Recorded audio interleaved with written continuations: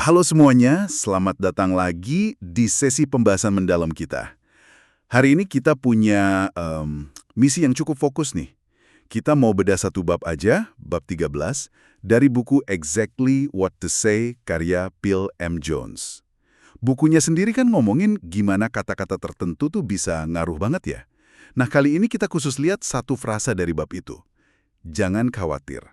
Sumber kita ya kutipan sama ringkasan dari bab ini. Pertanyaannya gini, gimana caranya dua kata yang kedengaran biasa banget, jangan khawatir, itu katanya punya kekuatan buat ubah percakapan. Apalagi pas situasi lagi tegang gitu.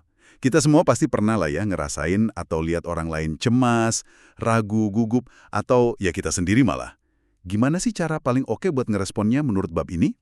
Oke, mari kita gali lebih dalam. Iya, betul banget. Bab 13 ini mungkin nggak terlalu panjang ya di bukunya, tapi fokusnya tajam banget ke frasa jangan khawatir itu. Si Phil Jones ini kan emang terkenal ya, dia jago gitu nemuin kata atau frasa spesifik yang punya efek psikologis gede dalam komunikasi. Nah, jangan khawatir ini salah satu contoh utamanya. Oke, langsung aja deh ke intinya. Sumber kita kan nyorot dua kata ini. Jangan khawatir. Apa sih sebenarnya kekuatan utama yang diklaim penulisnya dari frasa simple ini? Menurut materi kita nih. Kekuatan utamanya itu seperti yang ditekankan di sumber ya, ada di kemampuannya ngasih semacam apa ya, instant relief, kelegaan seketika gitu. Coba bayangin deh, orang lagi tegang, cemas, atau gugup gitu kan. Nah, dengar frasa ini, kata penulisnya bisa langsung nurunin tegangnya. Sumbernya bahkan pakai analogi yang lumayan kuat. Efeknya tuh kayak orang ngehela napas lega yang gak ketahan bunyi gitu, pas beban rasanya keangkat. Jadi ini bukan basa-basi doang, tapi nyasar langsung ke emosinya saat itu. Kelegaan instan ya? Itu klaim yang kuat juga ya buat dua kata doang. Jadi mikir nih, emang semudah itu? Apa ada syaratnya gitu biar beneran efektif? Nah, pertanyaan bagus. Dan sumbernya emang ngasih penekanan penting di sini. Kunci efektifnya menurut Phil Jones di bab ini bukan cuma di kata-katanya aja, tapi banget bergantung sama cara kita ngomongnya. Harus diucapin dengan tenang dan penuh percaya diri. Jadi bukan asal ngomong, tapi kita juga nunjukin ketenangan dari diri kita. Kayak nular gitu loh ketenangannya. Pas kita ngomongnya yakin, kita kayak ngirim sinyal nonverbal kalau situasinya tuh aman. Atau paling nggak, kita ada di situ buat jadi pegangan buat mereka. Jadi ya itu, ketenangan sama keyakinan kita tuh penting banget biar jangan khawatir ini ngena. Oke. Jadi cara nyampeinnya ya kuncinya. Masuk akal sih. Kalau dipikir-pikir, kalau kita ngomong jangan khawatir, tapi kitanya panik atau ragu gitu, malah aneh ya? Nah, justru itu loh, malah ngirim sinyal yang bertentangan kan? Bisa-bisa malah nambah cemas dia. Ketenangan sama keyakinan pas ngomong itu kayak kata sumbernya, jadi kayak jangkar emosi buat yang dengerin. Ini kerasa relevan banget sih. Situasi cemas, ragu, yang digambarin sumber ini pasti kita pernah lihat atau ngalamin lah ya. Terus, lebih spesifik lagi nih, kapan sih waktu atau situasi yang paling pas buat pakai jangan khawatir ini? Menurut panduannya bab 13? Sumbernya nyebutin beberapa skenario spesifik gitu, di mana frasa ini dianggap paling oke. Umumnya sih situasi-situasi yang tingkat stresnya lagi tinggi. Misalnya, pas kita lihat orang kelihatan jelas panik atau kayak kewalahan gitu, atau pas orang lagi bimbang susah ngambil keputusan, apa ya istilahnya indecisive itu, atau pas mereka nunjukin rasa khawatir gitu, apprehensive atau takut fearful, atau ya pokoknya kelihatan nggak yakin, uncertain deh mau ngapain atau apa yang bakal terjadi. Intinya, pas emosi negatif kayak cemas, takut, ragu, lagi dominan gitu. Jadi sasarannya pas momen-momen emosinya lagi rapuh gitu ya.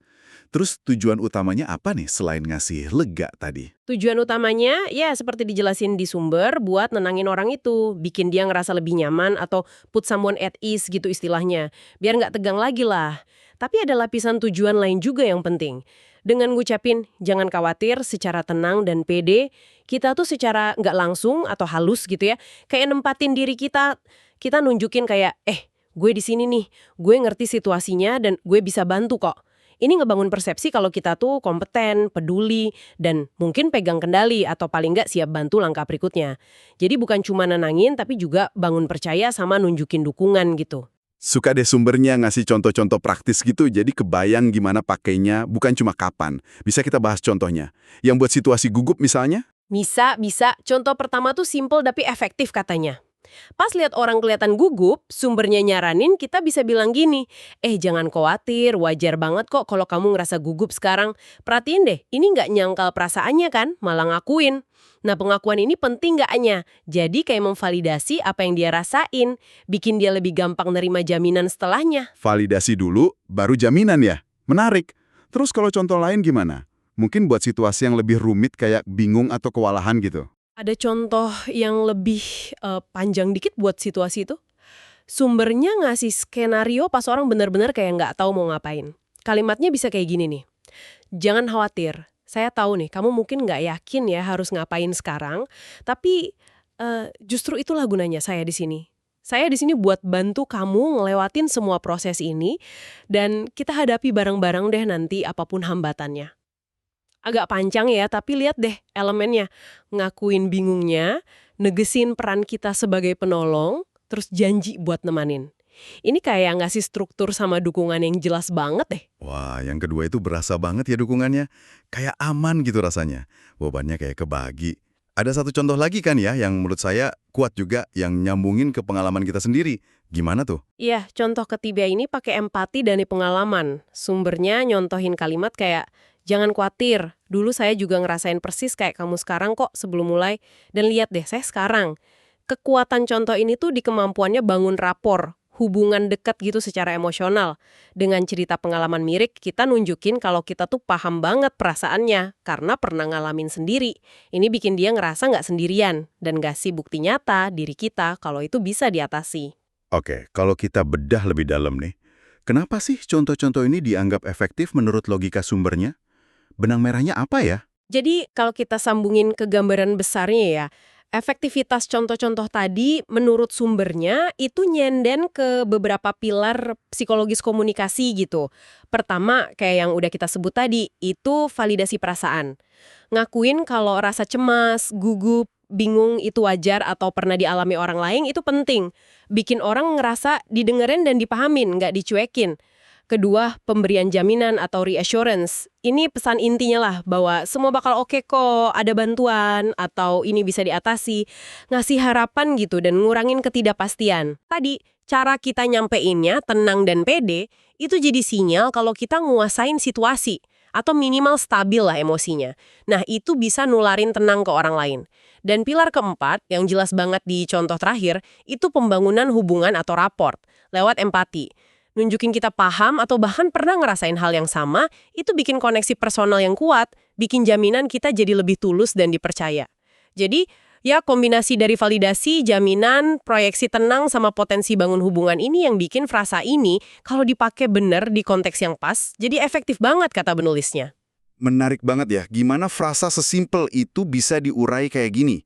Bahkan penulisnya sendiri, si Phil Jones, pakai teknik ini ke pembaca bukunya kan di bab 13 ini. Ya, betul banget. Itu contoh aplikasi meta yang cerdas sih dari penulisnya. Sumbernya nyebutin pas dia bahas kemungkinan pembaca ngerasa kewalahan gitu ya. Ingat semua frasa ajaib di bukunya, Jones nulis kira-kira gini. Jadi, jangan khawatir kalau Anda mulai bertanya-tanya gimana caranya biar semua kata-kata baru ini nempel. Dengan gitu, dia nggak cuma ngajarin tekniknya, tapi langsung nunjukin ke pembaca. Kayak bilang, nih lihat, works kan? Bahkan ke kamu sekarang, ini nunjukin dia yakin banget sama prinsip yang diajarin dan efek nenangin dari frasa itu. Itu sekaligus jadi kayak validasi internal ya, kalau ini bukan teori doang. Jadi penasaran nih, kok bisa sih dua kata umum gitu punya dampak psikologis segede itu? Inti penjelasannya gimana dari sumber? Sumbernya ngasih indikasi kalau kekuatan jangan khawatir itu ada di beberapa hal mendasar. Pertama, kesederhanaannya. Nggak ribet, gampang diucapin, dan yang penting, gampang diproses otak. Apalagi otak yang lagi stres mungkin ya, nggak perlu mikir dalam buat nangkap pesannya. Kedua, kemampuannya buat langsung nyasar ke inti emosi negatif, kayak cemas atau ragu. Kayak shortcut gitu ke pusat khawatirnya orang. Ketiga, efeknya yang nawarin kenyamanan psikologis instan, kayak balsem emosi gitu. Tapi ya itu, perlu digarisbawahi lagi, semua potensi ini baru keluar kalau disampainnya pas tenang, pede, tulus, dan konteksnya sesuai. Kalau enggak ya bisa jadi bumerang malah. Oke, jadi apa artinya semua ini buat Anda yang lagi dengerin? Kita udah coba gali ya gimana frasa jangan khawatir yang mungkin sering kita dengar atau ucapin tanpa mikir panjang, ternyata bisa jadi alat komunikasi yang strategis dan efektif banget menurut bab 13 buku Phil Jones ini. Ini bukan sekedar basa-basi loh, tapi sebuah teknik buat redain tegang, bangun percaya, dan ngebimbing interaksi ke arah yang lebih positif kalau dipakainya dengan sadar dan terampil tentunya. Ada nggak sih situasi-situasi di mana Anda lihat tanda-tanda cemas, ragu, atau takut di orang lain? Mungkin pas rekan kerja panik dikejar deadline, atau anggota keluarga cemas hadapi hal baru, atau bahkan pelanggan yang ragu-ragu sebelum beli sesuatu. Nah, di momen kayak gitu, gimana kalau Anda coba terapin ini? Ngucapin, jangan khawatir, dengan tenang, penuh yakin, terus mungkin ditambah validasi atau tawaran bantuan spesifik, kayak contoh tadi. Kira-kira bisa nggak ya ngubah dinamika interaksinya? Ini soal ngembangin kepekaan sih ya. Buat ngenalin momen-momen itu dan punya senjata simpel di kotak alat komunikasi kita buat ngerespon secara konstruktif. Sumbernya kan emang sering nyambungin teknik di buku ini ke konteks bisnis atau jualan ya, tapi jelas banget potensinya lebih luas dari itu. Ini keterampilan interpersonal yang dasar banget. Remehin atau ngabain kekhawatiran orang lain loh ya. Justru sebaliknya. Biar efektif, seringnya perlu digabung sama pengakuan perasaannya. Wajar kok kalau kamu ngerasa, ini nunjukin kita peduli dan paham, bukan cuma nyoba nutup mulut kekhawatiran mereka. Jadi jangan khawatir, itu kayak pembuka jalan ke obrolan yang lebih suportif dan cari solusi, bukan malah nutup diskusi. Nah, sebagai pemikiran penutup nih, buat Anda bawa pulang dan renungkan. Buku Exactly What to Say, dan bab 13 ini khususnya, kan fokus banget ya ke apa yang harus diomongin, pilihan katanya. Tapi coba kita dorong dikit pemikirannya lebih jauh. Terinspirasi dari penekanan sumber soal cara nyampeinnya. Sumbernya kan terus-terusan nekenin pentingnya penyampaian yang tenang dan percaya diri pas ngucapin, jangan khawatir. Ini jadi munculin pertanyaan reflektif nih. Seberapa besar sih pengaruh kondisi batin kita sendiri, ketenangan dan keyakinan yang beneran kita rasain di dalam diri, itu bisa nguatin atau bahkan ngelipat gandain dampak kata-kata ini pas diucapin.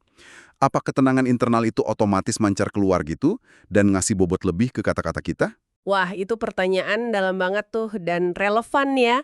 Apa ada semacam resonansi gitu ya antara kondisi internal kita sama efektifnya kata-kata yang kita pilih?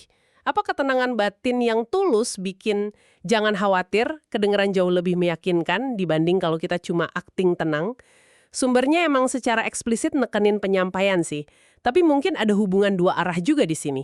Bisa jadi juga tindakan sadar milih dan ngucapin kata-kata nenangin kayak jangan khawatir dengan niat tulus itu malah bisa bantu nenangin diri kita sendiri juga dalam prosesnya.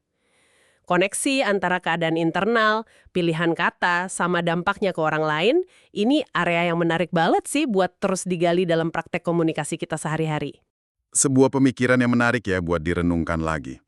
Terima kasih banyak sudah bergabung bersama kami dalam pembahasan mendalam soal satu frasa kunci dari bab 13 buku Phil M. Jones ini. Semoga eksplorasi jangan khawatir ini ngasih wawasan baru yang bisa Anda terapkan dalam interaksi Anda ya.